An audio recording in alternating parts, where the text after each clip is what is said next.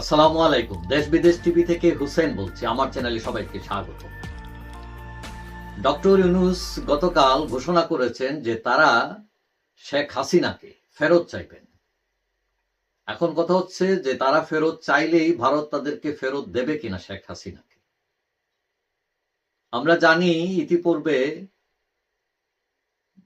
যে আন্তর্জাতিক অপরাধ আদালত হয়েছে, সেখানে শেখ হাসিনা সহ আরো ৪৫ জনের নামে গ্রেফতারি পরোয়ানা জারি করা হয়েছে এবং আজকে সোমবার সেখানে ১৩ জনকে উপস্থিত করে গ্রেফতার দেখানো হয়েছে। এখন তাদের এই যে ৪৫-৪৬ জন, তার অন্যতম প্রধান হলেন শেখ হাসিনা। তার নামে অভিযোগ করেছেন ডক্টর ইউনূস যে ১৫০০ লোককে হত্যা করেছেন তিনি এবং ১৯,৯৩১ জন আহত হয়েছেন এবং এখনো অনেকেই মারা যাচ্ছেন। এবং তিনি অঙ্গীকার করেছেন যে গত ১৫ বছরে যেসব হত্যা গুম হয়েছেন তাদের বিচার করবেন তিনি আন্তর্জাতিক আদালতে। এবং গুম কমিশন বলছে যে ১৬০০ গুমের তথ্য পেয়েছে তারা এবং এই গুমের সংখ্যা ৩,৫০০ পর্যন্ত হতে পারে।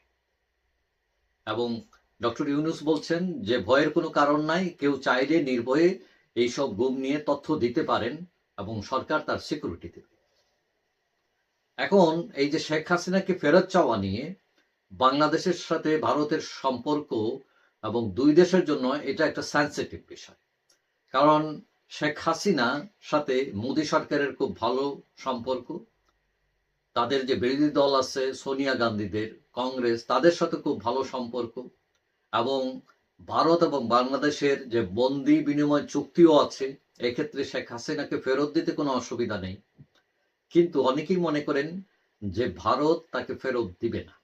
ভারত এর আগে তারা বলছে যে শেখ হাসিনা তাদের অতিথি এবং তাকে সেরকম মর্যাদা দিয়ে তারা দিল্লিতে তাকে রেখেছে, ভিআইপি মর্যাদা দিয়ে। তো এখন তারা যে কোনো একটা আইনগত ইস্যু দাঁড় করাতেই পারে ভারত সরকার এবং সেটা দিয়ে গিয়ে তারা প্রত্যাখ্যান করতে পারে। এখানে ফোর্সলি বাংলাদেশের মতো দেশ তাকে আনতে পারাটা অনেকটা অসাধ্যই।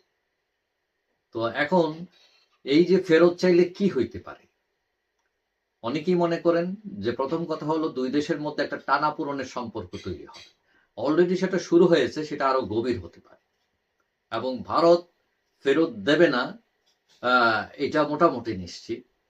তবে তারা একটা ছুতা বাইর করবে এবং এক্ষেত্রে ট্রাম্পকেও হস্তক্ষেপ করার জন্য বলা হতে পারে। কারণ মোদির সাথে ডোনাল্ড ট্রাম্প, যিনি ক্ষমতায় আসতেছেন, তার সাথে গভীর সম্পর্ক রয়েছে এবং এক্ষেত্রে শেখ হাসিনা যে বাংলাদেশে হিন্দু নির্যাতন হচ্ছে এরকম একটি অভিযোগ আবার উত্থাপন করতে পারেন।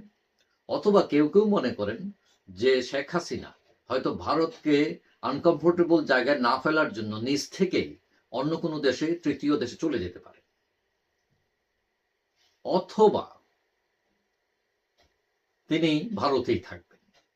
আবার এইদিকে যদি ভারত ফেরত না দেয় তাহলে ইউনূস আমেরিকার ডেমোক্রেটদের সাহায্য চাইতে পারে।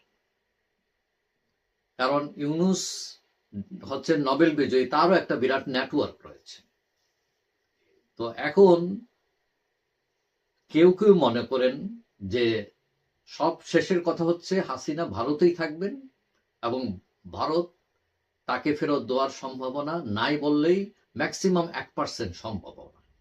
কেন সম্ভাবনা?